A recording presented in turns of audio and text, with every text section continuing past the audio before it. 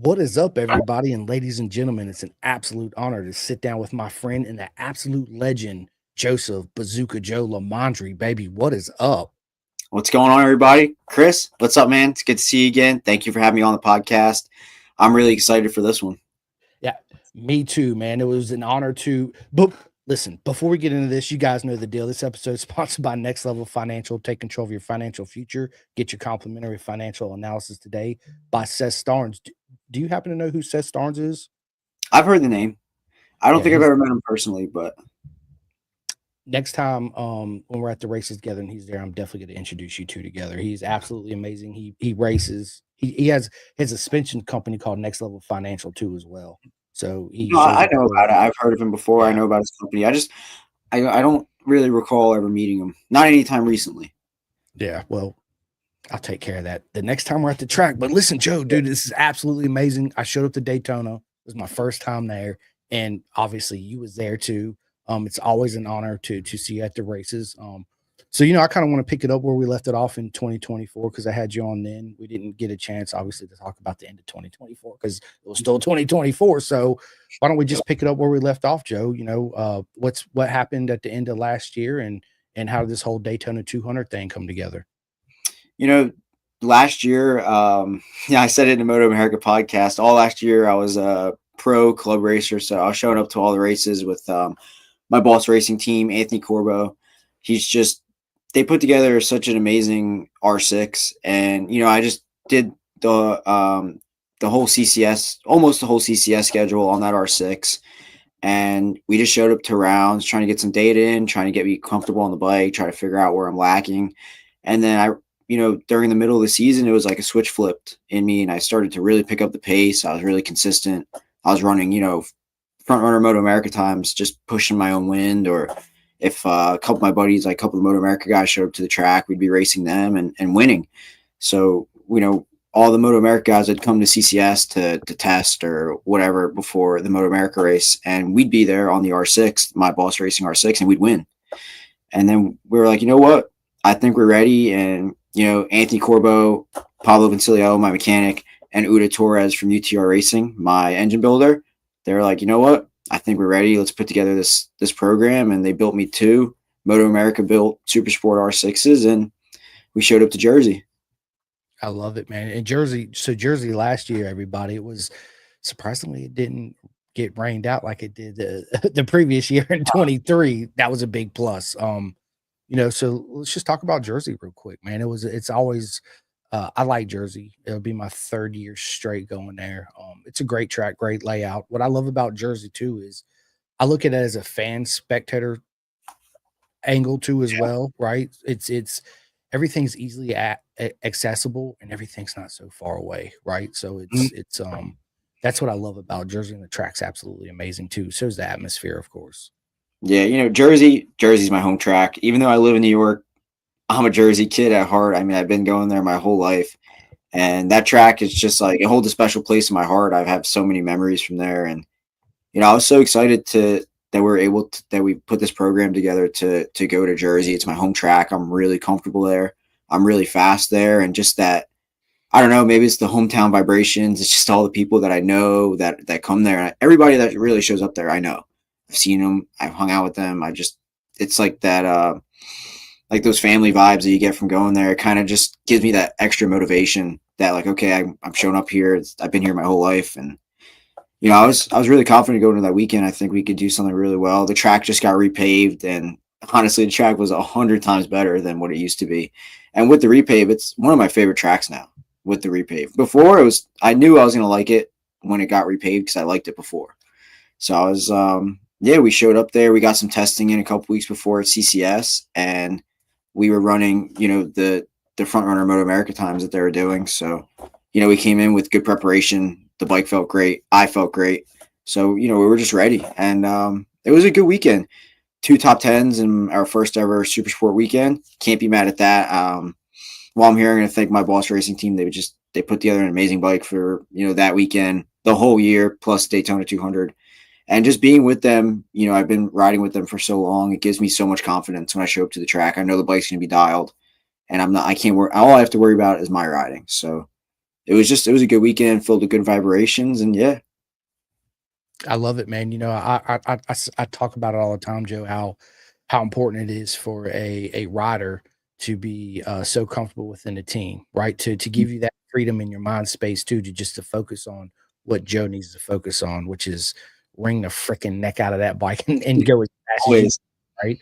Um, yeah. So when I walked by, obviously at Jersey, and I met everybody on the team, the energy was absolutely amazing. We had this conversation, but before we started the podcast, and that's so important for a rider to have his mind freedom versus the adversary inside the team where things ain't going right and arguing and all this stuff's going on. But the way you guys work together it's absolutely poetry in motion. I love it. The bike is beautiful. You absolutely murdered it. I mean, top 10 in Moto America first time, bro, against a stacked field. That what it is with the legends that's out there. You're a legend too, right? But it's like, yeah, dude, you belong absolutely where you are, Joe. It Yeah. was a watch. Thank you. And just doubling back a little bit on the good vibrations. It's always a good time over at our pit. And I trust those guys so much, even when things do go wrong, because it's racing. Not everything goes to plan. I just, my mind stays completely. I'm completely calm, completely. Even if the bike is 10 minutes before a race and they're scrambling because something happened, I know the bike's gonna be dialed by the time I get out there. So I could just sit there and just be like, okay, how am I gonna go out there and do good? My team, they got the bike handled. It's not my problem. How am I gonna go out there and rip? And that's honestly what all riders need.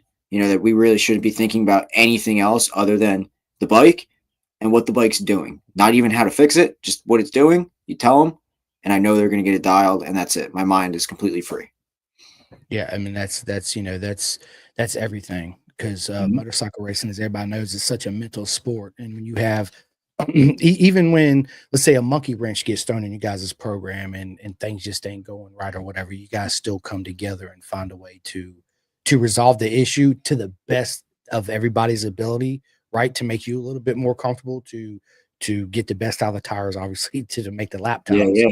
Um, and the way you guys work together is absolutely amazing. And I remember when I showed up to Daytona, and as soon as I went in and I made that left, I seen you there. I was like, bro, what is up, Joe, man? What's going on? Yeah, So let's talk about Daytona 200, man. It was my first time there. It was an absolutely amazing experience. It's one of those places that like any track, you don't realize how big it is or how powerful the energy is there at Daytona because it's unlike any other track obviously we go to in anywhere in the world, right? So you're all the setup and all that shit you did there obviously is not going to translate to Barber or anywhere else. So um I love seeing the whole team and the atmosphere there. It was absolutely amazing, man. I was just in awe the whole time. Like, I can't believe I'm actually here, right? It's one of those Daytona is the best, man. It's the best place to go.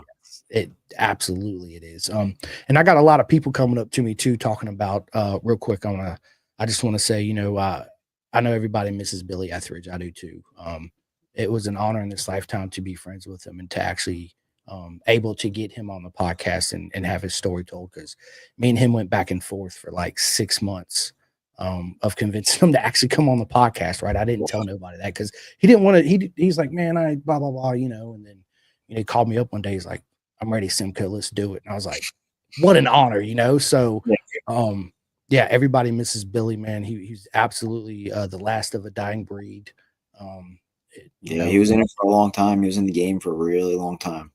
he was, man. So yeah, yeah, we all miss Billy. Everybody that knew him, he touched you in a way.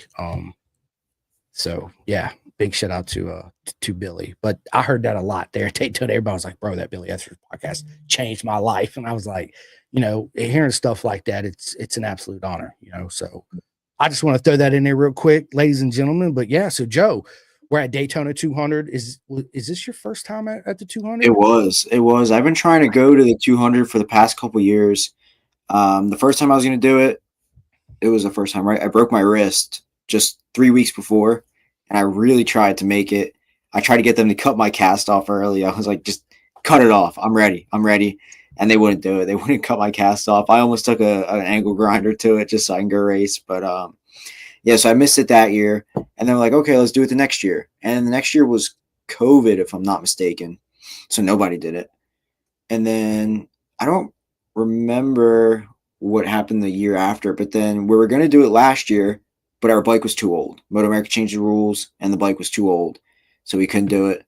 But this year, finally, everything just stars aligned, and we went to Daytona in October to do the Azra Team Challenge. It was actually longer than the 200, so it was perfect practice, and we won. We ended up winning the 200, beat some, the teams I was racing against this weekend. So it was just like, all right, we're ready to go. We're ready to go.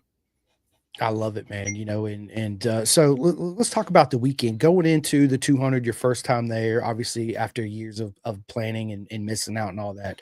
Did you feel any extra pressure going into the 200 weekend, even though you won the Azra race in October? Was there any added pressure just because it's such a unique racetrack and it's obviously the biggest race here in America? So Honestly, no. Look, the nerves were firing. I showed up. I was nervous, but I wasn't, I didn't have any added pressure. I wasn't scared or anything. I put the preparation in. I worked really hard leading up to the 200. I don't think I've ever trained so hard in my life. Just every day, tired or not, I'm going to the gym and I'm there for a long time because I'm trying to get that cardio in. I put on from October to the day before the 200. I weighed myself. I put on, it was 12 pounds of just muscle because I was like 130 in October, and I wanted to get to over 140 by the 200. That's a long race. You're throwing the bike around for a long time, and I wanted to use more of my weight than my strength to move the bike around. I felt like it would probably help me over the course of the race, and I did that. I still ate healthy. I did everything I had to do. I just worked really hard, and I finally got those 12 pounds in. We won the team challenge in October. That was really good for my confidence. Just it was like a big confidence boost. It's like, okay, I can beat these guys. We got it in the bag. The bike's good. I'm good. We could do this. So kind of just going into the 200, like I said, I was nervous, but I wasn't. There was no added pressure. I was really calm all weekend. Just going out there. I knew what I had to do. The bike felt great, so we just went out there and did what we had to do. I love it, man. Going out there and having fun, right? Mhm. That's the name of the game and kicking ass, right? You won the Azure race obviously in October. Did the setup change a whole lot between then and when you showed up to the 200? No, the bike was the same. The only thing that was different was during the team challenge, we ran pump gas, and then obviously Moto America, we had to run the Moto America race gas, but everything was the same. And, so it was like, okay, well, the Moto America race gas is actually a little bit faster than pump gas, so it can't hurt us. So it can only be better. That's right. Everything helps, right? Yeah. Yeah, of So, course. Friday, practice the qualifying. Let me just cut to the chase. Did you end up doing what you achieved to set out to at the 200 this year? Um, I show up to the track to win. That's it. If I didn't think I had a shot at winning, I wouldn't even bother showing up. But I always think I'm in the fight no matter who's there.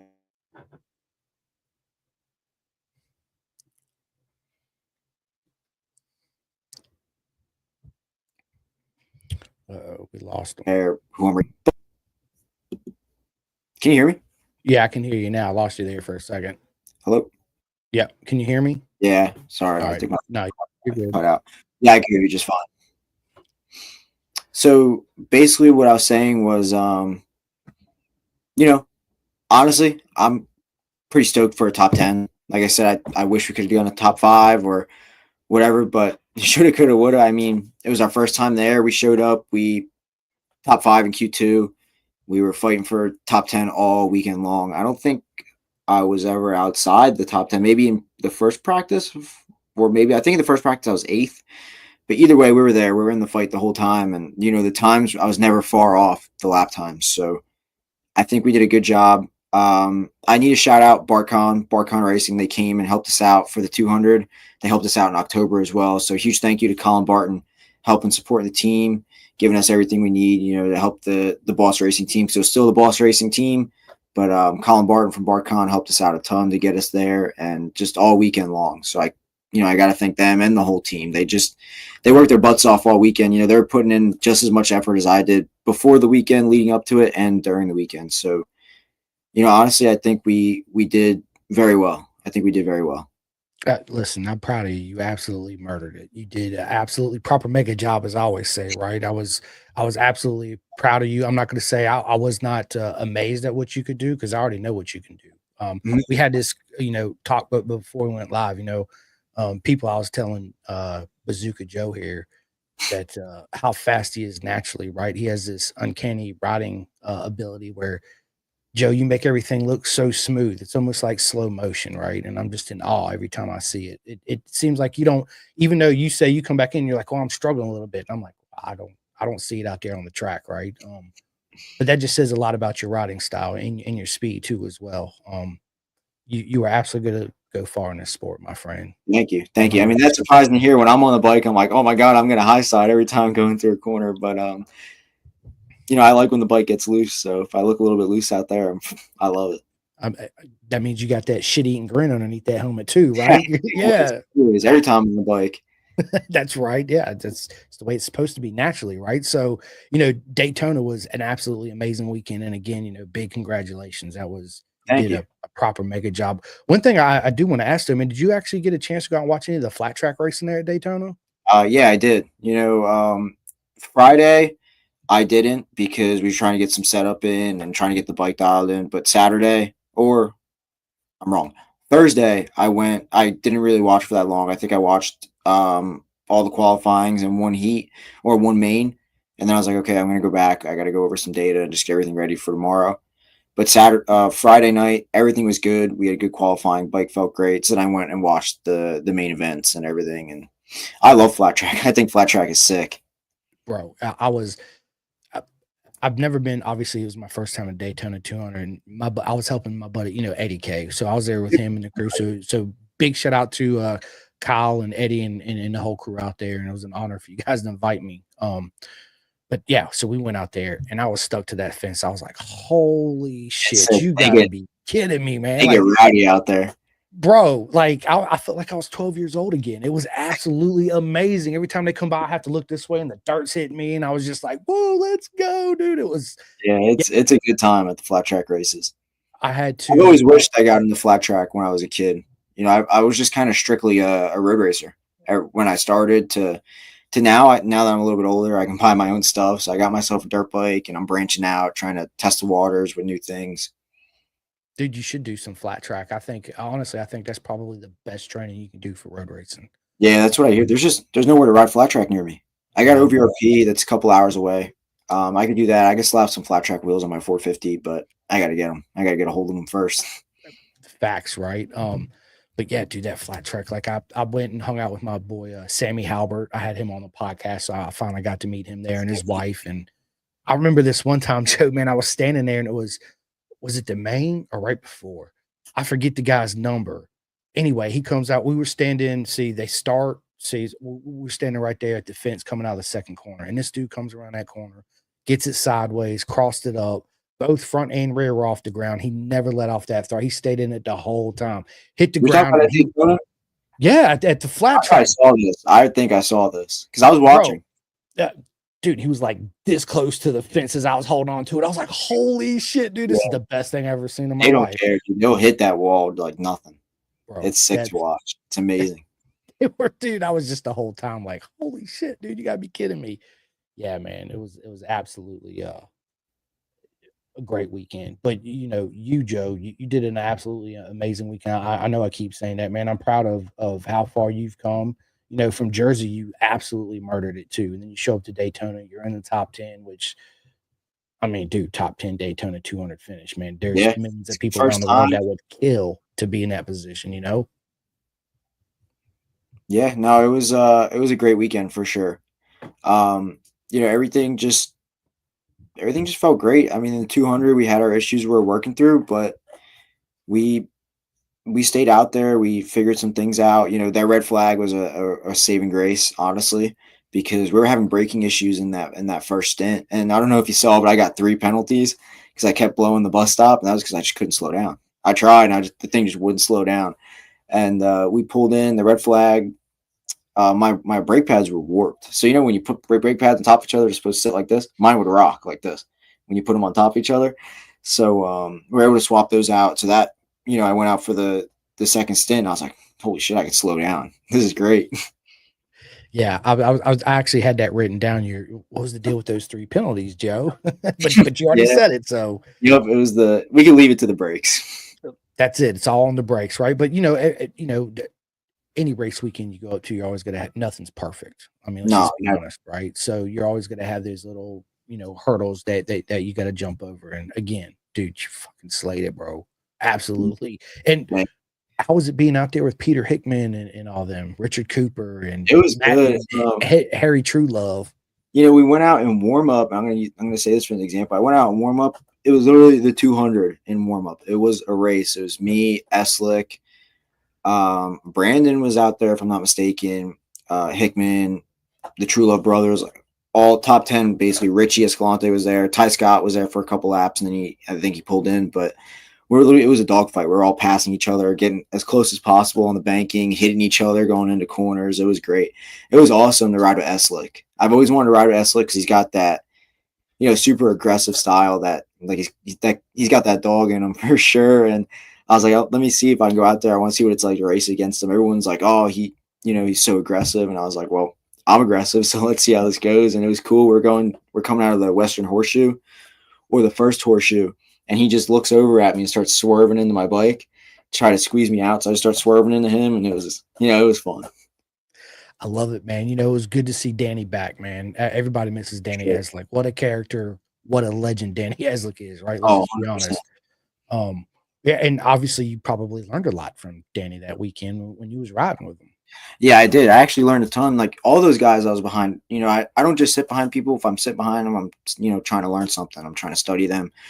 If I really can't make a pass right then and there, I'm like, okay, if I have some leeway, I'll sit behind or in qualifying. And I just learn, and I was learning so much from all these guys because, they were riding the super sport bikes for so long. They race every weekend in Moto America. So, I'm just learning these little things here and there just that they're doing that I'm not doing. Just those little, it's not big things that I have to change. It's just a bunch of little things, and it's just getting a ride behind like these season vests. It helps a ton with your riding. 100%. Actually, me and Curtis Woodworth, Isaac, Isaac's Yeah, dad was just I was talking like, about this the other day at work, man. I was like, because Isaac's another one of those, man. His natural ability is just fucking amazing, right? But he's the hardest braking kid. He outbreaks his brake pressure's more than Bobby Fong's, which Bobby Fong's the hardest breaker in Moto America, right? And me and his dad were talking. I was like, sometimes he's got what it takes, but those little refinements, those are what's going to make the biggest yep. difference where he's at now, right? Sometimes you got to slow down a little bit to go faster, right? It's actually funny you bring up that hard brake pressure thing. That used to be my biggest problem. I used to just hold the gas, and then just brake really hard, just as late as possible. And I kind of reverted from that. I started braking a lot earlier, and then for a lot longer, so a lot lighter and longer. And then I would push it a little bit deeper and a little bit deeper. And I ended up braking at the same point, just way less brake pressure. I used to brake at like 16 bar, which is a lot. That's a lot It's of a brake shit pressure. ton. That's not average. I think that was like my highest. Average was probably 15, like 14, 15 bar. Now my average is 10, 12. If I'm braking really hard in a really hard braking zone, it would shoot up to maybe 12. And it's just way better. The bike is more stable. We can run softer springs, and it just makes everything just a lot more stable while you ride. Well, that's because you're being more fluid. You're being Mhm. more fluid on the brakes. You're not just like Isaac is right now, wide open, and then just and then back on it, which obviously upsets the chat. The excuse you, the chassis never settles at that point, right? Or No, has a hard time. It's always in the knot, right? Which don't expire, build any confidence. no. So, but You yeah, gotta dude, load the tire before you work the tire, really. And when you just go and you're just barreling on the brakes, like I used to do, because I used to think like, okay, the later I brake, the faster I go. It's quite the opposite, actually. I love it. Uh, my buddy Jay Snyder says, "Nice." I get the podcast. What is up, Jace? Thank you for tuning in. Sammy Panero is a good friend of mine. He's a club racer. He's absolutely proper mega fast. He actually works for Moto America. He says, "Holy hell, that kid's voice it got deep." Yeah, I grew up a little bit. I still don't look like I did, but I grew up a little bit. I love it. And Elisa, what is up, Elisa Cunningham? She also races too. You guys stay tuned. She says Isaac needs to stop crashing. Listen, Isaac, it's all part of the learning experience too. 100%. That's the truth. It is, dude. Pushing your boundaries, finding, being. This is the best way I can explain it, Joe. You tell me if I'm wrong on this. Learning to be uncomfortable in uncomfortable situations, but still being smooth and fast is what's going to progress you to go faster. Where did I hear this quote that, fast riders can learn not to crash, but slow riders will never get better if they don't push the limits. Facts. I honestly can't remember where I heard that from, but it's the God honest truth. It is. Sometimes to find the limit, you got to find the limit. I You used got to to crash do it. a ton. I used to throw things down the road, like just right off after right off, and I just learned, and that kind of got me to find the limits of the tires. And I mean, it's probably why I got so comfortable with the bike being loose, because I used to just push as hard as I can. If I crashed, whatever, I'm gonna get up, I'm gonna heal, bones heal. So I just used to push really hard. But now, I've gotten a lot better. I've just learned a ton, so I can kind of just fine tune that to where I can ride on the edge without throwing things down the road. But sometimes some people just learn that way. Like I was definitely one of those kids that learned by just going out there and destroying something, and then you fix it and you go out there and you don't do that again. So, I mean, that's sometimes how people just learn. You're right. Everybody learns at their own curve, right? So to Mhm. speak. So, and the big takeaway from that, Joe, too, is understanding why you crash so much, like understanding why I'm making this mistake, right? Because if you don't sit back and talk to people, or people watch you, or a spotter or somebody, um, and try to explain to you kind of what you're doing, if you don't understand what you're doing to crash, how can you correct what you're doing to push forward, Yep. right? So, yeah, that's absolutely. So Daytona was absolutely amazing, Joe. So what's happening in 2025 for you?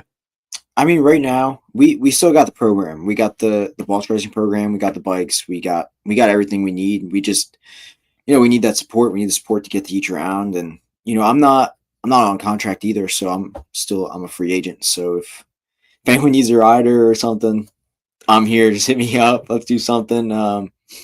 But yeah, really, I think we're just gonna do the same thing I did last year. Just try to show up where we can and put in some good results. Show everybody like this is where we need to be. This is where we belong, and see what happens. I mean, the the door definitely hasn't closed for me yet. I think I can still find something to get out there and stay out there.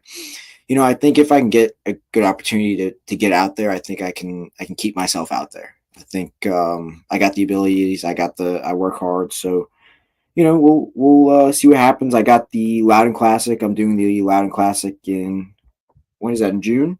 Is it? Yeah, I'm pretty sure it is. I'm doing it on my Bartcon Boss Racing R6. So that's we did it last year. We finished sixth. First ever time doing the Loudon Classic against big names. Some big names were there. So we're gonna show up again this year, but this time we got the newer bike. We got the Moto America spec bike. Last time we were there, we are on a 2008 R6, just going out there and putting in laps. And now I think we'd be on a good spot showing up to the weekend. So we'll see how it goes. Go out there, try to get that lunch money, and see what happens. And the Loudon Classic, man, it pays that's the biggest paying event of the year Yeah, in racing. yeah, Yeah, yep. by I think that's far. like the biggest paying event that ever happened in America. 65 grand if you win. That's what I'm saying. Like, what confuses me, Joe, is like, how does that pay more than Moto America events? I'm not talking trash about Moto America. We all love Moto America, but I'm just confused on, you know, Who knows? All that matters is the money's there, so I'm gonna try to go get it. go get it, Joe. You can do it, bro. Absolutely. And I said this before. You have what it got to take. You are the complete package that people and everybody's looking for. You will go far in this sport, my friend, 110%. And also you had mentioned you will be at Barber this coming up weekend, right? I think so. I think so. If I don't have to work, I won't be racing, unfortunately. I'll be there. I'll have my gear there. I never go to any track without my gear, so I'll be ready to go. I always stay race fit. That's something I was telling you before. I'm always ready. So if a phone call ever shows up, like, hey, I know it's last minute, but you need to come race. I'm ready mentally. I'm ready physically. I'm always race ready. So whenever it happens, I don't want to let an opportunity slip just because I wasn't prepared. So I stay prepared, just everything I have to do. I've been going over Barber track maps just to keep my mind refreshed on Barber, just in case something comes up. I'm ready. and I Yeah. won't have to scramble to get ready or think like, oh, I didn't prepare because I didn't know something was happening. I'm ready to go. And that also says a lot about who you are as a person and mentally where you are in the game, right? Mhm. Being always being race fit, always being prepared, right? That's everything in the full circle. So yeah, man. Listen, again, I can't stop saying enough. You absolutely have what it takes to make it to at the very top of this sport, Joe. And I said this before we went live. I'm just confused on, why somebody hadn't come by and scooped your ass up and put you on a team yet. But it's coming. I'm telling you, it's coming. And Joe, my question to you is there anything I can do to help you besides doing the podcast with you? You let me know. You think about it. Whatever I can do to help you get there, social media wise, whatever it is I can do, bro. I got you. Thank you, Chris. Thank you. I said, thank you before for getting me on this podcast, but these podcasts are great. It really helps, riders like myself and everybody else just tell their story. Just show everybody like, we're more than just a kid that can ride a motorcycle. I'm, some kid trying to make it happen. I got a dream like we all do. We all got dreams that I wake up every day with the goal of trying to accomplish something to make that dream happen. And, this platform really helps me say what, you know, I can't just go around saying, I can't just go out post on the internet. So it really helps us tell our story and what's happening. We all really appreciate it. Listen, the honor's all mine, bro. It really is, dude. And I told you this before we went live, and I told you this several times, dude.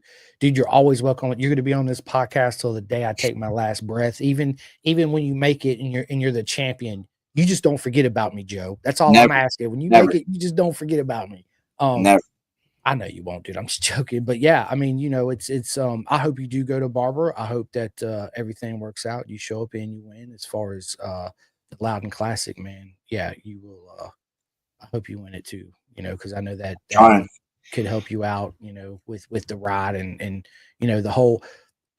I don't like the word sponsorship. I think it's a bad word, right? I'd rather use the word friendship because that's basically what it is, right? You And want to. and a partnership. It's a partnership. It's more It's a than just partnership. sponsorship. It's a partnership. It You know, is.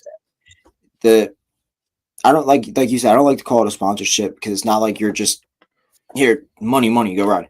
Um, it's a partnership. So you help me out and I help whoever's helping us out. Some people have their own specific things like, hey, I want you to do this, this, and this. And then, I do my own thing to help them out. Social media, Moto America, Hannah Lopa, love Hannah Lopa. She loves to come interview me. So, just the Moto America interviews, podium celebrations, like, everything I can do to help them out as they help me out as well. So it's more than just, they're not just throwing money at me and hoping I go ride. You know what I mean? Yeah, absolutely, I do. And how do you personally go out and seek these partnerships? It's tough, man. I have nobody, I have no manager or anything. A lot of the stuff I just do on my own, even showing up to the track. I'm very, very fortunate. I have my dad help me out and my mom, my family, and everybody else. But a lot of this I do on my own. I do a lot of the reaching out on my own, the phone calls, and trying to find people to help us out. It's not easy. It's not like I can't just go through and just message everybody I find. That's easy. I wish it was that easy, but I just try to put myself out there. I try to get my name out there. I try to stay as relevant as I can and just, show people what I can do for them, not this what they're going to do for me. Because like I stated before, it's a partnership. So I try to just show them like, hey, I can do more than just ride a motorcycle. I'm good at promoting. I'm good at, I can go to events. I can do whatever I need to do.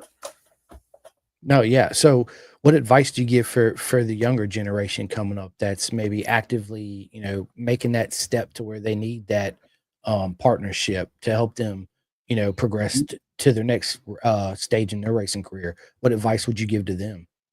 Like I'm still learning. I'm still learning how to get them. I'm still learning how to network. But the biggest thing I can say is just, get yourself out there. Don't be nervous. Don't be scared. Just, you know, hold yourself at a high standard. That's the biggest thing is holding yourself at a high standard. Be somebody that everybody, likes. Don't, and that's it. Just get your name out there. That's whatever you can. Message people, talk to people. Just be a face somebody wants to go talk to at the track. Don't be, that guy that's walking around all upset all the time and everything's a problem. Just be happy. Be happy to be there. Then people will just, radiate towards you because that's just how it is. People like that good energy. So if you radiate good energy, people are going to like you. And that's honestly the best thing that you could do. And then the rest is just up to you to find, a lot of it is just finding the right people, being at the right spot in the right moment, and just, stay in the game. Yeah, and as far as you're right on everything you said. It's and I think it's the whole aura around that partnership, sponsorship Mhm. word makes a lot of people nervous too as well, right? Yeah, Because it's for sure. it's what makes it that alone is a challenge, and it brings outside pressure that you necessarily obviously don't need, right? But you also got to find a way to, like you said, give back to the sponsorships, what or friendships, what they're going to give to you, have that mutual connection. You rub your back, I rub yours, Mhm. shout outs, all that. But we know nowadays social media is such a huge part Social media is of our sport. huge, I mean, huge part of the sport. it's almost everything as far as Mhm. social media goes, It because if I really was is. dude, so if I was a partnership with me and you, Joe, and I'm like, well, how many Instagram or Facebook or whatever, and you're like, oh, I got 500,000 or 10,000 or whatever, right? And another teammate, let's say it was a two-rider team, and your teammate had like a third of what you have. Obviously, you're more susceptible to get that Yeah, partnership moving forward, long term wise, because they know as soon as Joe makes his post, Bazooka Joe, I'm gonna tag you in it, and then X amount of people are automatically gonna yeah, we'll more automatically see. viewers are gonna see it, right? So So yeah, actually, I'm and gonna I'm gonna give a better advice. Learn to use social media.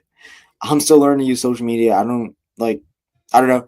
I feel like Instagram don't like me sometimes. They're like, oh, never mind. Don't push this kid stuff. Just like it's fine. But just learn how to use social media. Stay consistent. Just post things. Post cool things. yeah, I mean, people ask me, man, my biggest advice to everybody too is be yourself.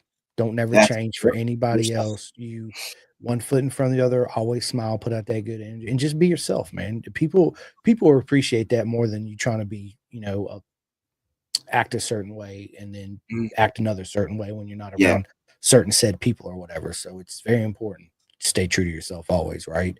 And I 100%. think when you do that, Joe, um, you naturally progress better, right? Meaning as far Yeah, as finding these friendships and just everything in life in general, right?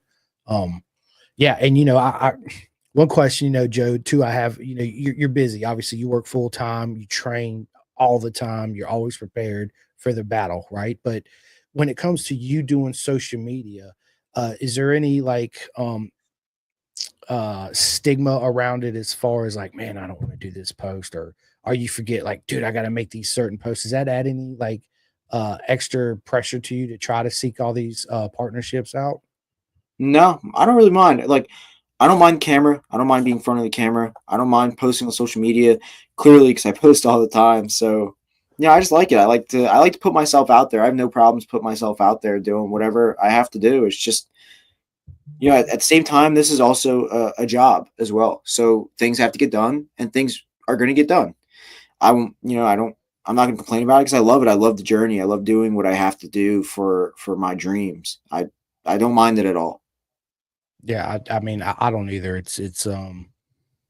is all consuming sometimes, right? Mhm. Nobody can lie about that. It does take up some of our time throughout the day, especially when you get in conversations or people are interested in and they want to help you out money wise and all that, right? And then it pushes you even want to do even more Mhm. as far as the whole social media thing. But it is absolutely a huge part of our game. People It don't is. be mistaken by that. And if you It's haven't do the it, biggest. you need to for real. It's the biggest part of the game. Honestly, it doesn't matter how good of a rider you are. Unfortunately, or fortunately, I guess it doesn't. It's just how it is. But you could be the best rider, winning all the races, but the guy that's finishing third or fourth, if he has a better social media following, he's getting the dollars. So it's kind of just how it is. Unfortunately, but it's a double edged sword too as well, right? It's a great promotional. You can promote your videos. You can easily promote yourself instead of doing the old fax and letters and phone calls and all that, right? It's Yeah, more personable with for social. sure. Yeah, I wouldn't use the word unfortunately. It's just it's just another thing we got to do. True. I guess I'm a slave to social media. I ain't gonna lie, right? Obviously, because I podcast. Sometimes it does get overwhelming. I'm not gonna lie. Like it's because it's nonstop, right? Let's just be honest. It's something that um I feel like, and the only reason why I say that, Joe, is because you got to be in within that certain algorithm, right? Once you fall out of that algorithm, you guys know what I'm saying. I tongue twister Algorithm. algorithm. There you go. Thank you, Joe. Um, Yeah. once you fall out of that, you got to do. It's almost like you got to do twice as many posts every Yeah. day just to get back up in there. But once you're in there, it's pretty easy to maintain. It's just it Mm. fluctuates every once in a while, right? Yeah, I'm kind of having a hard time getting in there, but I'm trying. I'm Dude, working for it. just stay on it. Again, dude, Joe, just stay true to yourself, right? I Yep. find that people want to me being as a fan growing up in this sport, I was always more interested in obviously on how everybody's journey began, not where you are now, right? Like where did it all begin, right? And who everybody was away from the leathers, right? So I think if a lot of people are they feel more connected to you on a human level, not this legend status. You walk around the paddock with the leathers and the patches and all this stuff, right? So you make it more of a human level where man, it sounds bad saying that, right? At the same level, people people connect to you more Yeah. easily than being this super fast proper megastar racer, right?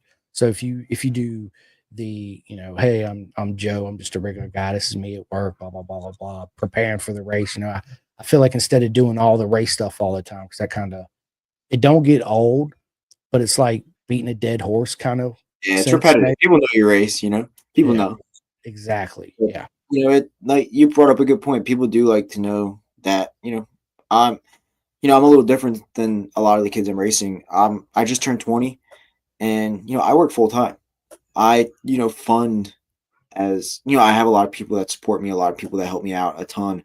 And I wouldn't be doing it without them. I'm so grateful for it. But I pay for a lot of this on my own. I work a full-time construction job and so blue collar over here making the world go around. But yeah, I make my own money and I save a lot of it. I'd love to do other things, but at the same time I love racing more. So a lot of the money that I make goes right back into racing. I save. I do everything I have to, just so I know that I'll be fine.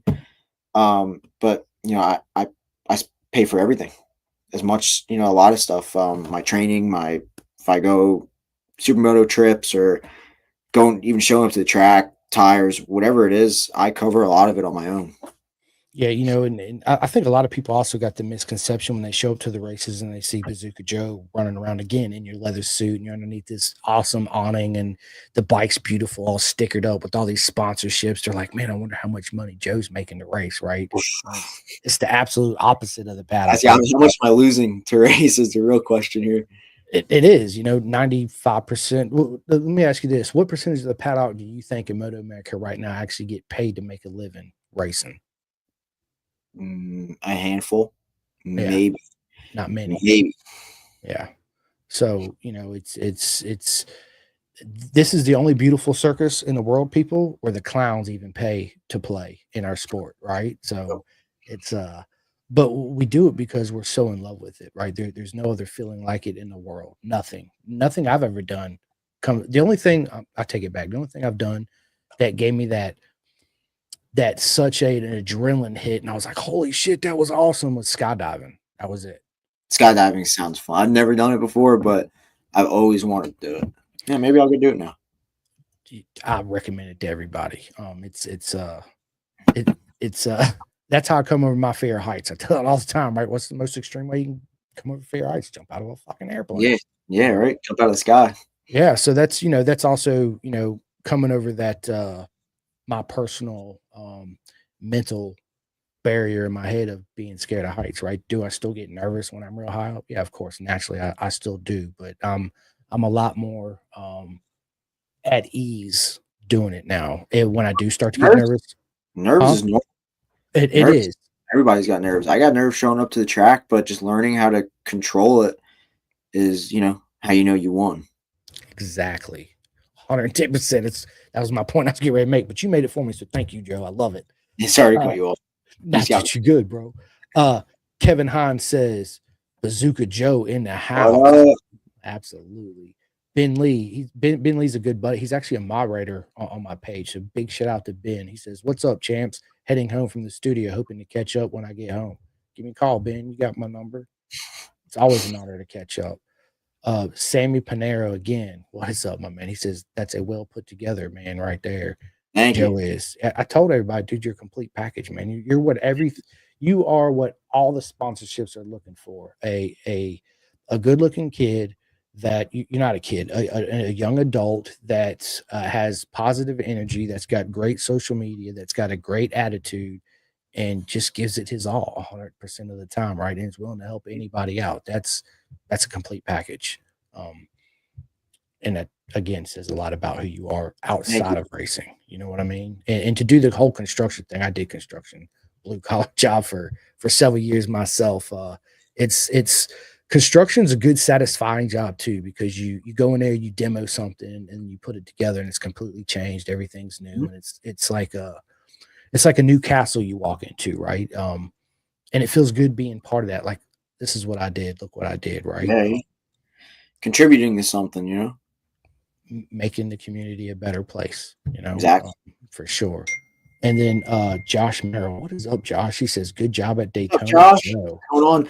Josh Merrill, he's from J Performance. He supported us at Daytona, he's supporting us for the rest of the season. So, huge shout out to him. He makes the best brackets for the data loggers and the potentiometers for any bike. So, go check him out, J Performance, on Instagram. Hit him up. He makes, the best products you can get. So thank you, Josh. There you guys go. You heard exactly what Bazooka Joe said. So what are you guys doing? Go on his website and order all that stuff you need. Get on it. How did you and Josh end up meeting? We had parts on my R6. He makes the 3D printed dash for the AIM Solo lap timers plus the actual dash itself, because we have the full AIM dash on my bike. And then on the other bikes, we have the AIM Solo 2, the AIM Solo DL, and he makes brackets that literally fit the dash perfectly. You don't have to cut anything. You don't have to fabricate anything. Bolts right on, and the dash doesn't move. It just stays in that little case. There's no rocking or anything. So it's literally perfect fit. And plus he makes the brackets for the potentiometers for the forks and the shock. And all the other things he makes. The sprocket guards as well that we used for the 200. That helps slide the wheel in and out. So they cover the sprocket so it's not, the sprocket can't get caught in anything. And you can kind of just throw the wheel at the pike and it'll slide right in. So, he makes some great stuff. Yeah, big shout out to Josh, man.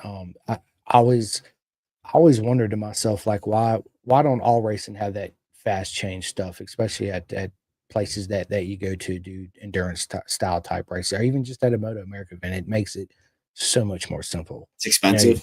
I understand that, right? Yeah, you're right. It is expensive. When they told me how much it was, I was like, holy shit. Now I know why they don't do it, but just the fact that, like, the new Ducati, the double swing arm, the one that just come out, dude, the rears like that, like you just basically roll it back, roll it right up in there, and boom, it's in there. Spaces don't fall off or anything, which is, it's good to see that production bikes are starting to go adapt that route.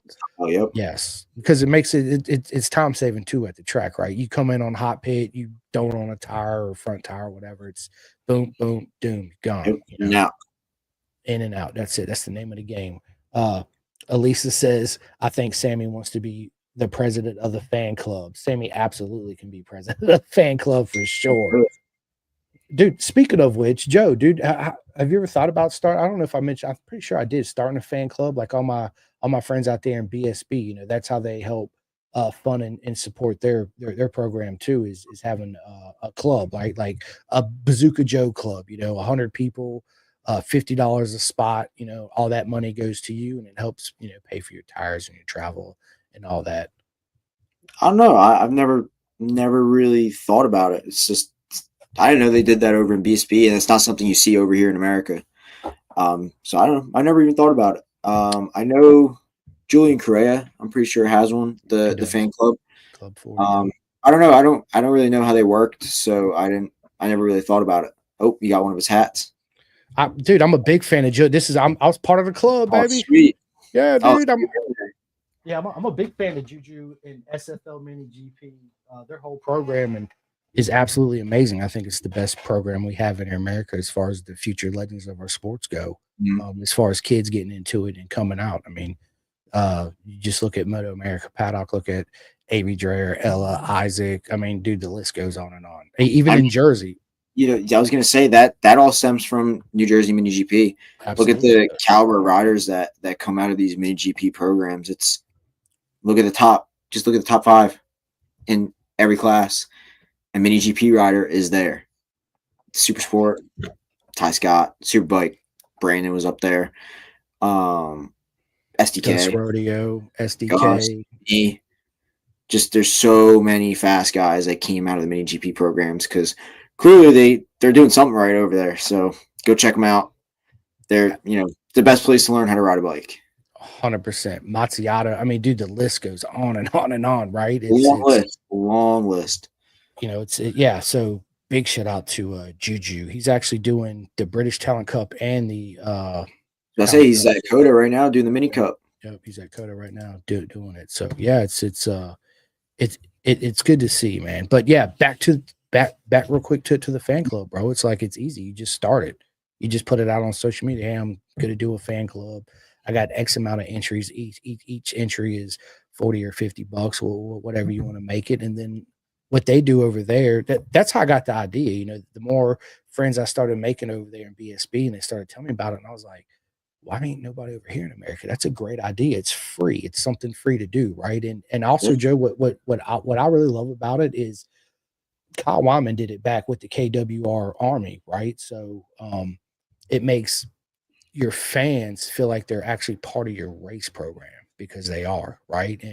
And you go to, like, Yeah. let's say if you get 50 people, you put everybody's name, a little sticker on their name on your bike somewhere, right? So you have 50 people, names on the bike. Just and every weekend you show up, you say, hey, I'm here at Barber this weekend. Big shout out to the fan club. You guys know who you are. I love you guys. Blah blah blah. Stay tuned. And then at the end of the weekend, you do a drawing every race weekend, and whoever wins, you send them like a knee. Dude, you got thousands of knee sliders, I know. So you just sign it, knee sliders, stick it in the mail, and mail it to them, and that makes people be longtime fans for you, and they'll always sign up for your fan club. Mm-hmm. Yeah, it's something I'll think about for sure. I just never really thought about it. I got a lot of cool things to give away. I got one of my helmets back there. I wouldn't wear it. That thing got absolutely totaled. I don't know when, I don't know where, but I got some cool stuff like that lying around. I got another helmet on the floor over there, but that one's actually good. So you can't get that fan club, but this one right here you can get for sure, right? Cash one you can have. Right, but I mean, I'm just saying though, right? Because you make, dude, like when Juju sent me that in the mail, I was like, bro, like this is awesome because it's like I'm part of the program, right? I'm not just a fan, I'm a friend, and it goes a long way with people that love and want to support you, man. You'll be surprised if and when you do start this fan club, how many people are going to come and sign up and give you some money, man, to help you fund your program for the year. Yeah, something I'll think about for sure. It's a good idea. Yeah, dude, I think it's great. And speaking of super sport this year too, we got BSB legend Luca Allen coming in to the mix this year in super sport in Moto America. Oh yeah, that's right. That's right. I forgot about that. Yep. That'd be cool. I love to see the Europeans and people overseas coming over here to give Moto America a shot because we got such good talent over here. It's people I think underestimate it because sometimes they see us struggle when we go overseas, but it's a lot different when you go overseas. It's not just honestly, I think the caliber of riders here are just as good as the caliber of riders over there. And you can see it. They show up over here and they're not winning. Nope. They win races for sure, but they're not dominating or winning like everybody thinks they're going to do. No, they're not. You're right. Our calibers of riders is just as good as BSB, ASBK, World Superbike, right? I think that I mean, let's just be honest, going overseas to a new place and a new team without any family or friends around it's hard on a rider. It's hard mentally, and it's draining, but yeah, it's good for our sport to see people like that come over here, especially, at the Daytona 200, we had 6 BSB guys over here. Yeah, it was cool. It's cool to race them. It's good for everybody, right? And I would love to see where we had that old intercontinental, whatever it used to be called, Intercontinental games, yep. where BSB Moto America come together and they raced. I'd love to see a program put in place, kind of like a foreign exchange student, right? Where you go there on a BSB team, they send their rider over here for the season, and that'll also open up the doors for European sponsorships to come over here and American Yep. sponsorships to go over there, right? It's all in all great for our sport. Yeah, I would love to go overseas. I've always wanted to go race BSB. I think those guys in BSB are just insane. And I think it'd be really cool to go race them. Like on their tracks. I play their tracks on video games and stuff like that. And I'm like, there's no way these guys are riding on this. I need to go there. Because it just looks fun. It's cool. It's something different. And, I want to experience that being out of my country, just, going out there and starting from scratch out there, just, trying to make something happen. I want to go out there and just see how I stack up. You'll stack up. I'll tell you that right now. Excuse me, 100%, man. I love BSB. I say it all the time. It's my favorite production race series. I'm not talking bad about Moto America or any of those because I love it too. I just love the fierce battles that BSB has. Yeah. Is just freaking. That's what we want. That's what we want to see, right? Yep. Plus Cadwell Park. That's all I got to say right there. They have Cadwell Park, so I'll just Yeah. leave it at that. Awesome. Yeah, it'd be. I could see you over there in BSB, and I could see you winning for sure. Yeah, I would love it. I would love to go over there. Like I said, it's just such a cool atmosphere over there, and I think I'd stack up pretty well. So I'd love to go over there and give it a shot. So I gotta find a way over there. Well, maybe I can help you out with that. I know. I know. Tongue twisted there for a minute. Yeah, maybe I can help you out for that, man. We'll come together and come up with the game plan. I'll reach out to some people I know. I know that my buddy Malcolm Ashley was looking for a rider earlier this year for the Daytona 200. He called me. It was only like the 200 was like a month away, maybe a month and a half away, but his deal was awesome. It was less than $100,000, but it was a full season in Moto America Super Sport plus the Daytona 200. And when Moto America did not coincide with BSB, they flew you out there to do a couple rounds at BSB too as well. Oh wow, yeah, that's a good deal. So let me know what's going on. Like I said, I'll reach out to him. For the race. I will absolutely reach out to him for sure for you, 110%. I'll shoot him a message and say I got a rider interested, and if they still want to put a program together for this year, even though the first race already went off, and yeah, maybe we can make that happen for you. If not, maybe it's something we can plan for next year in 2026. Yep. Like I said, I plan on staying here for a long time, so you will be here for a long time, Joe. Not only will you be here, this trophy right here, you could have many of them #1 trophies. You're gonna be hanging up like, let's go, So yep, I'm gonna need a new room just for them. You need several rooms, and the good thing is construction, so you can build your own trophy room. Uh-oh, we lost him again. I lost you. Yeah, are you there? Hello? Can you hear me? Yep. Can you hear me? Can you hear me?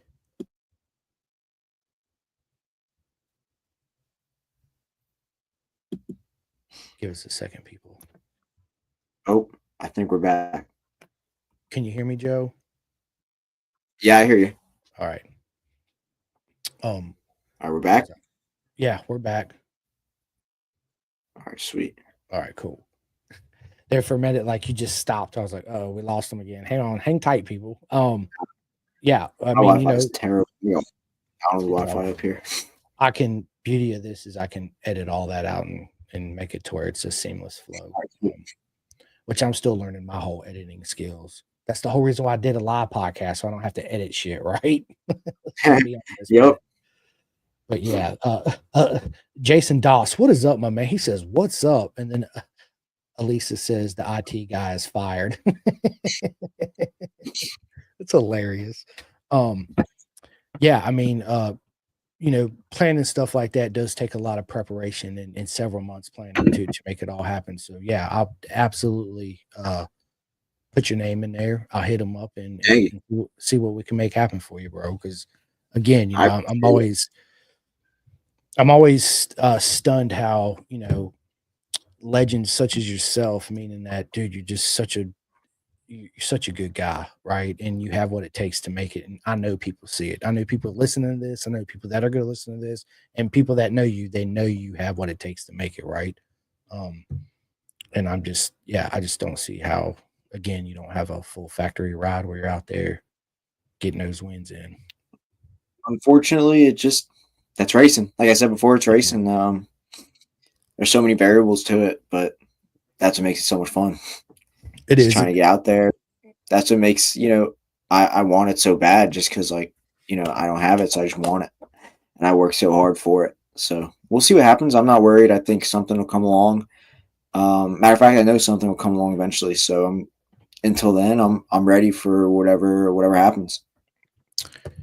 Things are definitely coming your way, Joe. 110%. I feel it. I know it. I'm a big guy into, you if you speak what you want and Mm. you put that energy out there, dude, it's gonna happen, right? Obviously, you got to try to make it happen. I can't just sit here and say, I want it to rain, right? That's not gonna Yeah. happen. But Yeah. if you want to save money to go buy that car or whatever it is you want to do, buy those race tires or whatever it is, you got to you speak it, stay positive about it, and work hard for it. It'll absolutely happen. So 100%.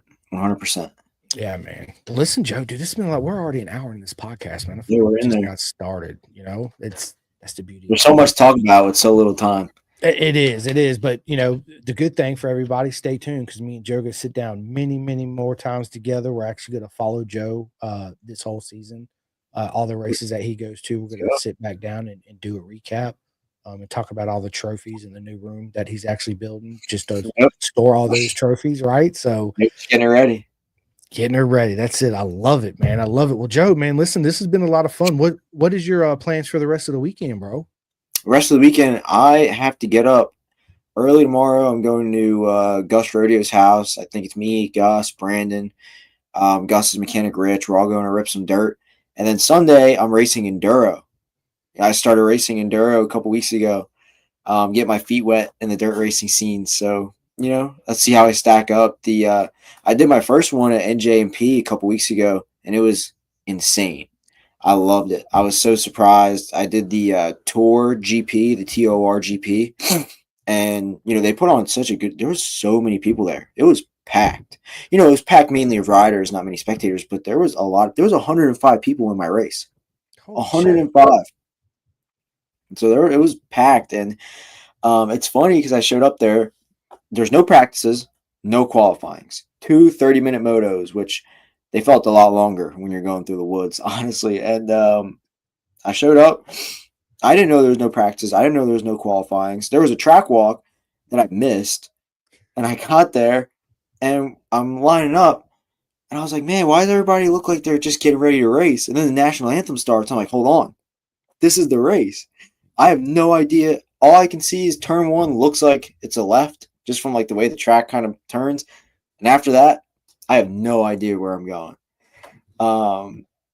But I figured it out. It was fun. It was you got the wood section, then you come out into like a almost outdoor motocross section with jumps and whoops.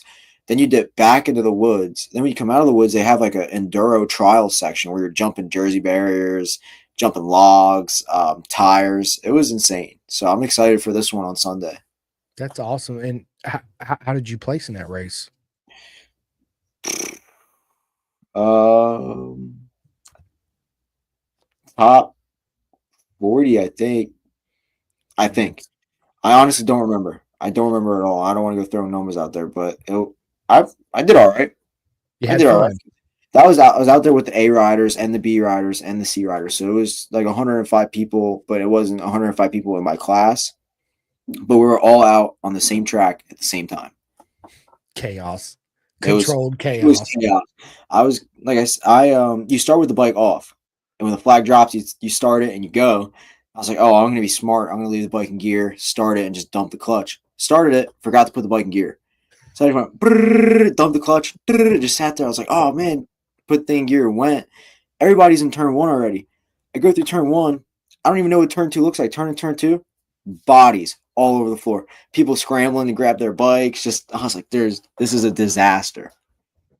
A lot of But fun. it was fun because it's so unpredictable, and that's what makes it fun. It keeps you on your toes for the whole time. So I loved 100, it.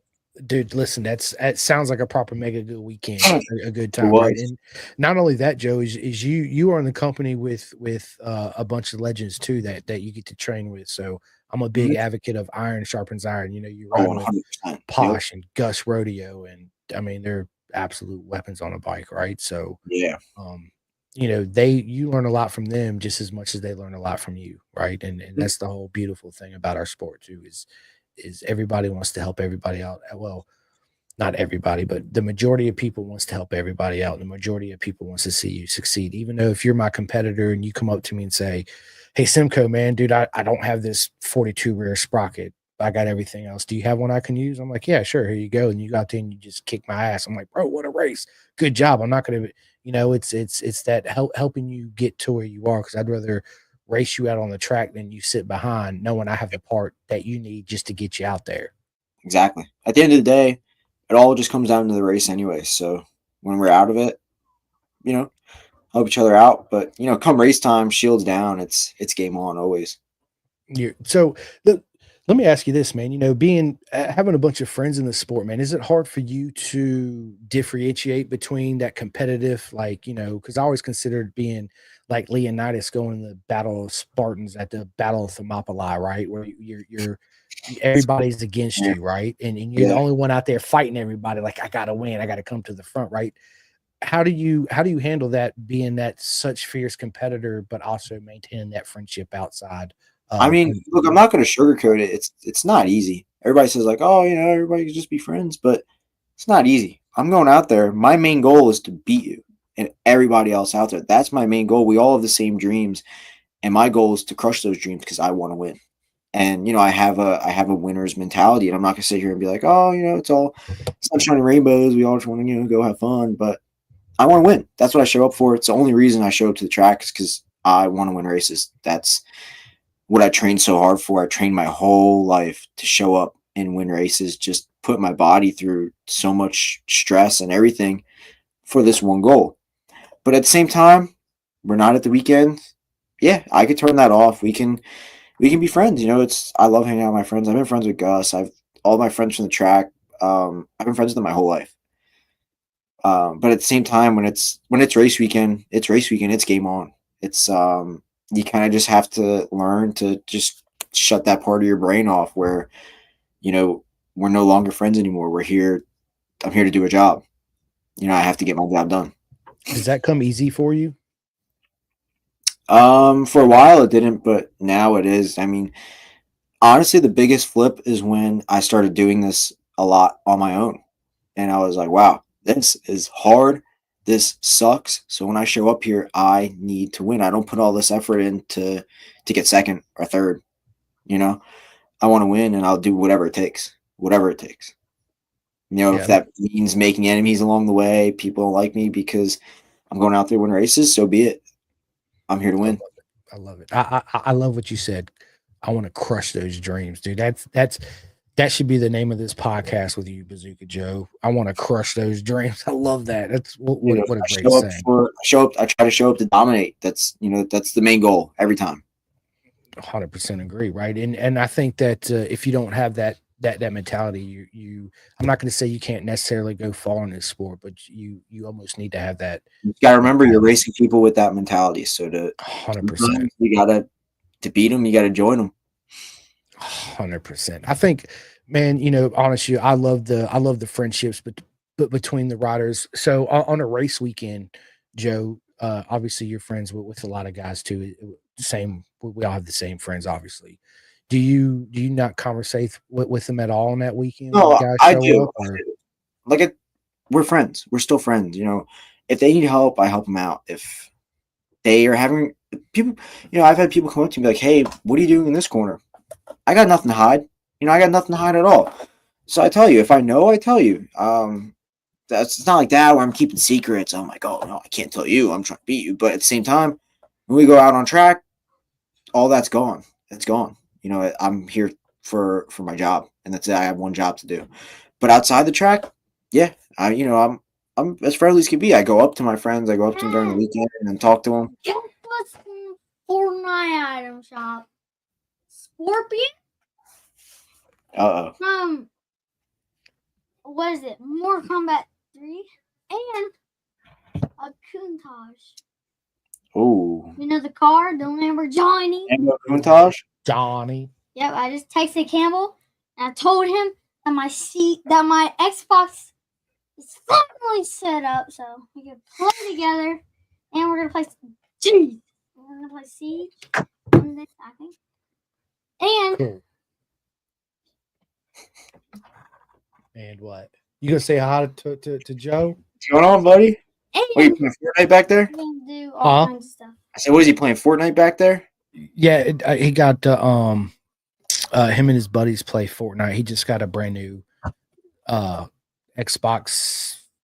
Which one is it? The Series X. Yeah, the Series But X. they Sweet. did not have the non-digital, so I had to get the digital. Tell So me I he's still can't playing buy Ride discs. 3 of MotoGP I don't need 24. discs anyway. So I got Ride 5 on the PS5. He plays it with me every once in a while, but he's more into Fortnite. I want. This is the game that I really want. I want the new Assassin's Creed game. It's like the first time I actually want an Assassin's Creed game. Okay. It looks so cool. Oh, jeez. He loves that What? game. You've played every game they came out with. Yeah, I like Assassin's Creed too. He's I'm a fan. played every Assassin's Creed game there is, and he's beat them all. I have. And I want it for myself to beat it. Because every time I play with you, you let me climb up a wall and then that's it. Give my game back, I Punk. mean, good You time. let me climb up a wall and then jump off and like into a bush and like assassinate one guy with the hidden blade, and then you say, "Give me my stuff back." So backstory real quick. I know this ain't got to do with the pod. So yeah, when I got my PS5, I gave my PS4, but he still plays the PS5 all the time, right? No, And I don't want to play no more. I'm gonna get Rocket League on my Xbox. I'm gonna get like one car and just grind. I love it. So he was always in there playing it. So he sold the PS4, and then he's my parents' only grandchild, Joe. So he calls me up. He's like, "Guess what? I just got. Grandpa just bought me." I was like, "What did Grandpa buy you Are you now?" spoiled? Bro, yeah, dude, bro, you have no idea. Hey, I got $130 controller and an Xbox. Dude, yeah. So, dude, he shows up to my parents' house and was like, "Grandpa, I really want an Xbox." He's like, "Okay, let's go." He goes out there and drops $800 on a freaking new Xbox with a Good for him. bro. Yeah, A pro gaming. Here, let me show you. yeah, a pro gaming controller. It was like $200, and then he turns around and gets this keyboard, and yeah, dude, he's absolutely spoiled. It's good, man. I remember those days. I used to play Yeah. Xbox all the time. I mean, I listen. I still love the game, right? Don't get me wrong, because it's a way to just shut the world off for. Look, you can take this, turn it around, do all that, and you can make the triggers do this or that. You can take the joysticks off everything, and you can even put a fight pad for Mortal Kombat. It's futuristic out here. Bro. I He wants to be a jetpacks. professional gamer. also got a keyboard and mouse.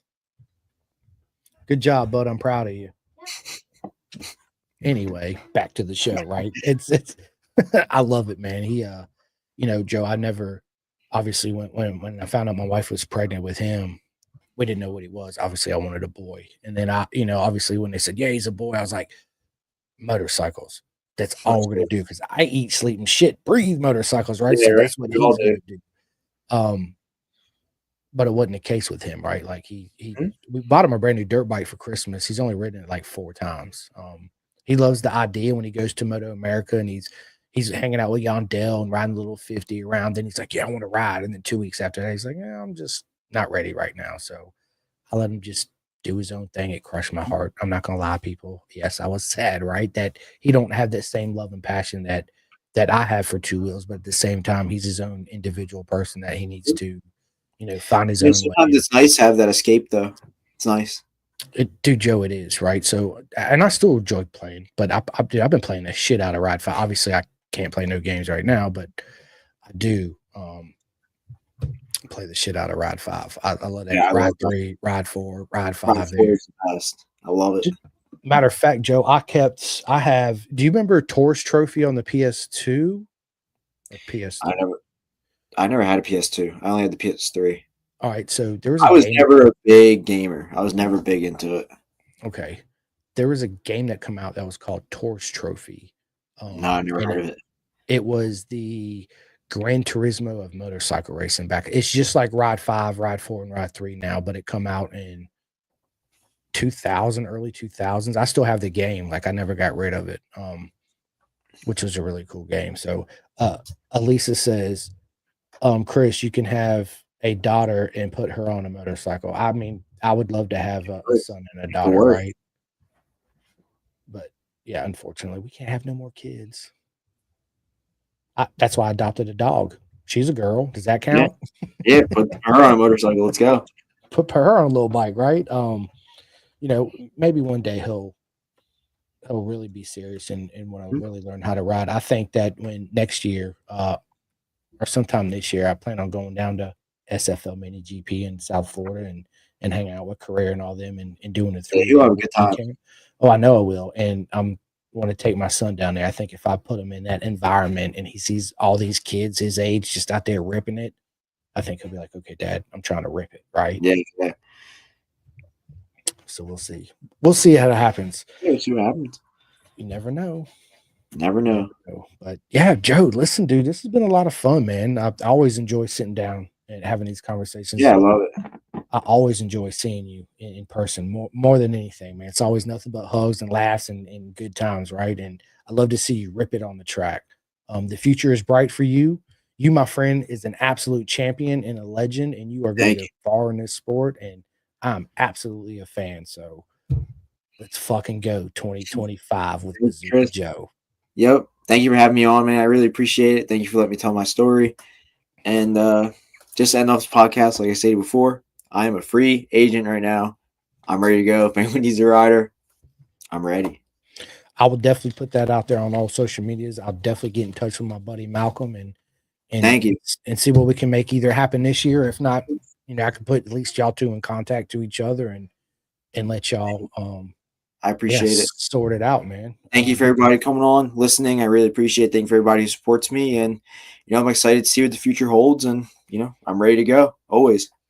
Bazooka Joe is always ready to ride. He's a champion and a legend, people. So let's go. Let's get him on that bike so we can bring home these championships.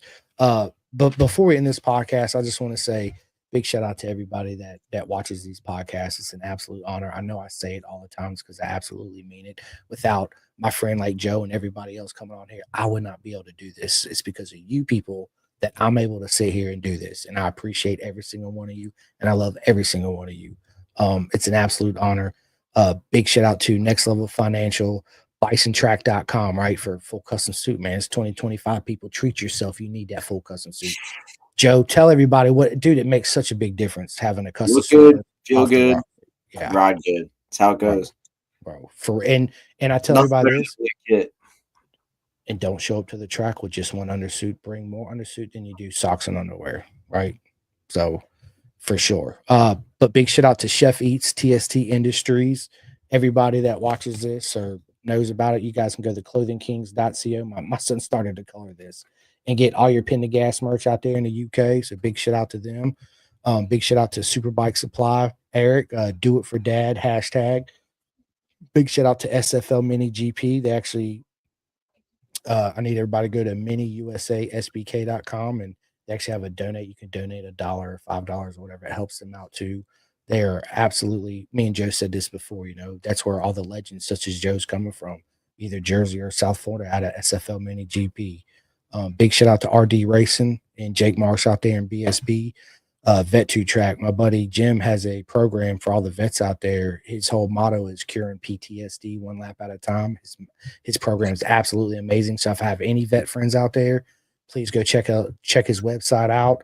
If you have troubles getting to it or locating or get in touch with him, get in touch with me. I'll link you guys straight up. Big shout out to Flying Eyes Optics for all your sunglass needs. 64-degree racing Tate, man, he sent me a custom 2-piece undersuit, and I'm in love with it. I'm not going to lie. I tell everybody that. I am an ambassador for Bison. The Bison 1-piece undersuit is my favorite 1-piece, but as far as 2-piece goes, it's 64-degree racing, hands down. Big shout out to Ghetto Customs for all your body work. If you're in Pennsylvania, look no further than Carnes Performance. Big shout out to KYT Helmets America, K-Tech Suspension. They are absolutely amazing. Birch, Kendall, and Dakari, big shout out to them. If you're in North Carolina, ready to race. If you're here in Virginia, Coleman Power Sports. If anybody out there has ever been interested or had a dream to do a track day at a I don't know why I can't talk tonight. A MotoGP track. Look no further than McLeod Escapes Track and Tour. Big shout out to Road Racing World. I need everybody to go to roadracingworld.com and donate to the air fence fund. It's imperative that we have those air fences at our track. That allows Joe to show up and do what he does, which is shine and win, right? If we did not have those air fences, we wouldn't be going to a lot of these tracks. So I need you guys to go there and donate. And if you actually show up at the Moto America event, it's not at all of them, but Chris Ulrich gives a 2-up ride. And I forget what the minimum donation is. And you get a 2-up ride with the legend. And see for yourself how fast Bazooka Joe and all them actually break and get into the corner, come out, especially with 2 people on a bike. You'd be like, holy shit, right? It's crazy how fast he goes with people in the back. Have you ever done the 2-up ride, Joe? I did. I did it with Rob Ciccello at I think it was at an N2 day. I think I did it a long time ago. I was young, and it was crazy. I almost flew off the back of that thing. I want to do it, man, because I see when people get off, they're like, holy shit, right? I want to feel that rush. So, Ulrich, I need that 2-up ride, Bubba. Big shout out to STG, Brian Van and Max Van, and big shout out to Max on the M4 ride this year. If you guys need any custom decals for your bike or anything, look no further than GRG. Gus Rodeo has his own design gig going on, which is amazing. I got 2 other friends that do it too, which is Drip and Rhett and REB Graphics. You're not going to go wrong by getting graphics from any one of these guys. Big shout out to Venom Undersuits. All my friends out there in BSB or in the UK. If you guys wanted to get any proper training, and I'll tell everybody that too, Joe. Like, I think a lot of mistakes a lot of new riders make too is that they get this bike and they're like, oh, I need this Olin suspension and I need these Marchesini rims and this flashed ECU and this exhaust. No, you don't. You need to save that money and get you proper coaching. That's what you need. Yep. Exactly. So started on little but stayed for a long time. 100%, Joe. I'm a fan of that. All my friends out there, you can go to Mike/Edwards.net. Mike the Spike Edwards is a 6-time BSB legend that offers coaching. And you can also go to v121pro.com and sign up for his coaching program. Big shout out to BTR, which is Build Train Race. I love that program here in Moto America. I know there's been some people don't agree with showcasing people learning how to race at a Moto America event, when I think it's the total opposite. I think it's a beautiful part of our sport, and that's where people start, right? And plus it teaches everybody so much. Like you build your race bike, you change your tires, like you do all that. So when you do branch out and go, you have the understanding of what it actually takes to race, right? Yep. So big shout out to them. Big shout out to Aunt Lee Terry at the 411 program at tippinracing.com. Big shout out to California Superbike School in the UK, Moto Mutt International. Big shout out to Cole King. He has a shop called King Performance. So if any of you guys out there with Harleys and Indians or Super Hooligan class want any work done, look no further than him. Big shout out to my man, dude. So a buddy of mine, Kevin Johnson, started a race series out there in Texas called SCMRC. Have you heard of that, Joe? I have not, no. Yeah, so he started a new race series out there, kind of like CCS and Ware and all that, which it's had a huge turnout, which is awesome. So you guys go to, yeah, dude, it's great. It's great for our sport. It's good to have. Yeah, we need more of those all over the country. 100%, 100. I think that, one downfall we have as far as racing in America is how big our country is and how expensive it is to go from where you live to Washington to Texas to Daytona to VIR back to bar. That's tens of thousands of dollars. Really expensive. So if that's the big benefit I see of living in the UK is 6 hours away. You could be at any BSB race pretty much. Yeah, isn't it? I think it's 4. It's 4 hours and like nothing. 4 hours takes me to get to Jersey tomorrow. Right? It takes me 6 hours to get there. So forget if we're driving to freaking California, Joe. That's a 3-day drive. Yeah, easy 3-day drive. Easy. So yeah, big shout out to Kevin, man. What he's doing is, as far as, man, helping our sport grow in that way is absolutely amazing. So you guys go to the website. I'm pretty sure it's www.scmrc.com. It's out there in Texas. So if you're out there in anywhere in that Texas area or Nevada or anywhere like that, man, look them up, give them a shot, go out there. And I know they race at MSR Houston, and I forget the other track. Should have it written down, but I didn't remember. I'm sorry, but go check them out. Big shout out to Turn 12. Big shout out to my man at Obsession Engineering out there in the UK. And last but not least, I don't know why I'm having this issue, Joe. BTI Photos, man, for what you guys do for the sport. Absolutely amazing. Joe, listen, this has been a lot of fun. Just stay on with me for here a minute. We're gonna go ahead and schedule our next one. And is there anything you want to say before we get off here? No, I just, once again, thank you, everybody. Thank you for all the support me, just trying to help me get out there. So I appreciate everybody. And yeah, I'm ready to go. Let's do it.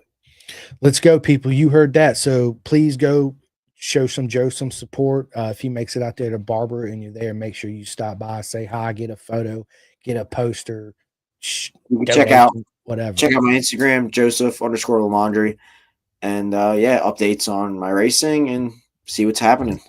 That's it. And yeah, we all can't wait to see you step on that top box like we know where you belong. We all know that. So yeah, I'm looking forward to the 2025 season for you, Joe. You're gonna do big things. So yep, as well. Yeah. All right, ladies and gentlemen, it's been an absolute honor on this Friday evening to sit down with the legend Joesph Bazooka Joe Limandri. Thank you so much for coming on. You guys stay tuned. This will be our third one coming up, and yeah, we'll continue the story in the beautiful journey of Bazooka Joe, and yeah, maybe we can all convince him to start this fan club. I don't know. We'll see. I'll work on it. But yep. Anyway, I'll think about it. Thank you, dude. You should. And if you have any questions, Joe, dude, just call me up, dude. We can video chat. Yep. We can go over some ideas together, and we can make it happen. Ethan Chuck, what is up, Ethan? He says Joey is dead. What's up, man? Dude, Ethan. You know, I just want to throw this in there real quick. I know we spoke about before getting my training in for the 200. This guy helped me a ton to get me dialed in for that race. Yeah, he's absolutely amazing. What he does for Southern Pride Performance, check him out. Absolutely check him out. I'll put that in the link down below when I put the pod out. If you guys missed it, you guys can go right back to my YouTube as soon as I end this, and the Facebook, and rewatch it. If not, it'll be out everywhere tomorrow. So yeah, stay tuned. More up and coming with the legend Bazooka Joe. Until then, we'll see you guys soon. Let's do it. All right, let me end this. Calling all two-wheel enthusiasts, get ready to rev up your earbuds with Pin the Gas Podcast, the ultimate motorcycle racing podcast, hosted by Chris Simcoe, one of our very own excellent leaders here in Roanoke, Virginia. With expert analysis, behind-the-scenes stories, and exclusive writer interviews, Pin the Gas Podcast delivers the adrenaline rush of the racetrack straight to your ears. Whether you're a diehard fan or a curious newcomer, you'll gain insights that will transform how you watch and understand motorcycle racing. On your favorite podcast app, join Simcoe as he takes you on a high-speed journey through the world of motorcycle racing. Pin the Gas Podcast.